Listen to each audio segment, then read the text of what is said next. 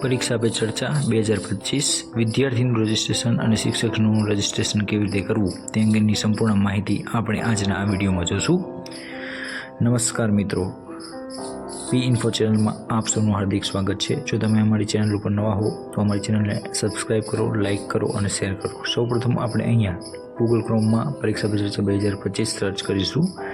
ત્યારબાદ આપણે પાર્ટિસિપેટના ઉપર ક્લિક કરીશું અથવા તો નીચે સ્ક્રોલ ડાઉન કરી અને અહીં આપણને 4 ઓપ્શન દેખાશે।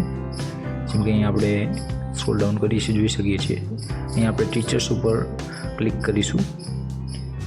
અહીં આપણો મોબાઈલ નંબર, નામ નાખી અને આપણે લોગિન અહીંયા થઈ જવાનું છે। ત્યારબાદ અહીં આપણે ટીચર્સની દરેક ડિટેલ્સ ફિલ કરવાની રહેશે। અહીંયા હું લોગિન થઈ ગયો છું એટલે મારું નામ અહીંયા દર્શાવે છે।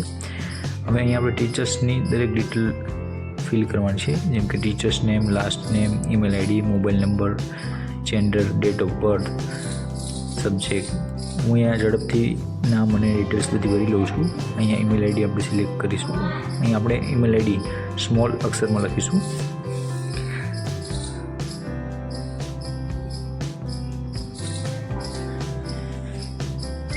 ત્યારબાદ મોબાઈલ નંબર એન્ટર કરું છું। હું અહીંયા ડેમો માટે એક મોબાઈલ નંબર નાખી રહ્યો છું।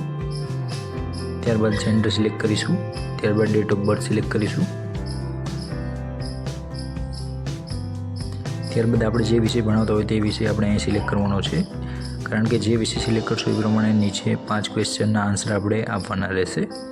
તો હું અહીં સાયન્સ છે એટલે માટે હું સાયન્સ સિલેક્ટ કરું છું। ત્યારબાદ નીચે જઈશું સ્કૂલ ડિટેલની અંદર। સ્કૂલ ડિટેલની અંદર આપણે સ્કૂલનું નામ, બોર્ડ કયું છે એ, એડ્રેસ, કન્ટ્રી, સ્ટેટ, ત્યારબાદ ડિસ્ટ્રિક્ટ અને પિનકોડ આપણે અહીંયા દાખલ કરવાનો છે। તો હું ઝડપથી બાકી ડિટેલ ભરી દઉં છું। સ્કૂલ નેમ હું એન્ટર કરીશ। ત્યારબાદ બોર્ડની અંદર ગુજરાત બોર્ડ હું અહીંયા સિલેક્ટ કરું છું। ત્યારબાદ હું એડ્રેસ ટૂંકમાં જ નાખી દઉં છું। હું ઝડપથી નીચે આવીશ તો અહીંયા જોવા મળશે કે એક્ટિવિટીની અંદર 5 પ્રશ્નો જોવા મળે છે। આ એક્ટિવિટીના દરેક 5 પ્રશ્નોને આપણે શાંતિથી વાંચી અને એના સાચા જવાબ ટીક કરી લઈશું। અહીંયા ક્વેશ્ચન ટુ પીએમ એવું લખેલું છે, ત્યાં આપણે જો પીએમને કોઈ પ્રશ્ન પૂછવાનો હોય તો કોઈ સજેશન કરવાનું હોય તો આપણે ત્યાં ટાઈપ કરીને લખવાનું રહેશે। હું અહીંયા સબમિટ બટન ઉપર ક્લિક કરીશ।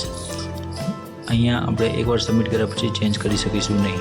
તમે જોઈ શકો છો કે મારું સક્સેસફુલી સબમિટ થઈ ગયું છે। હું મારું સર્ટિફિકેટ 1 ફેબ્રુઆરી 2025ના રોજ ડાઉનલોડ કરી શકીશ।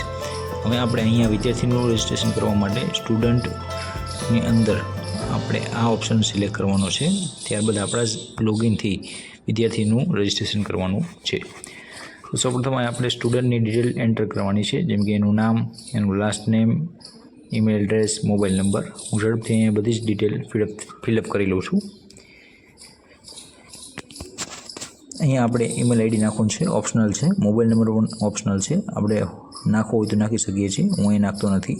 મેલ ફિમેલ આપણે અહીંયા સિલેક્ટ કરીશું। ત્યારબાદ ડેટ ઓફ બર્થ આપણે અહીં નાખવાની છે। જ્યાં સ્ટાર કરેલું છે તે વિગતો ફરજિયાત ભરવાની રહેશે। અમે કયા ધોરણમાં ભણાય છે એ આપણે અહીંયા સિલેક્ટ કરીશું। તો એ ધોરણ 8માં છે એટલા માટે 8 સિલેક્ટ કરું છું। 7માં છે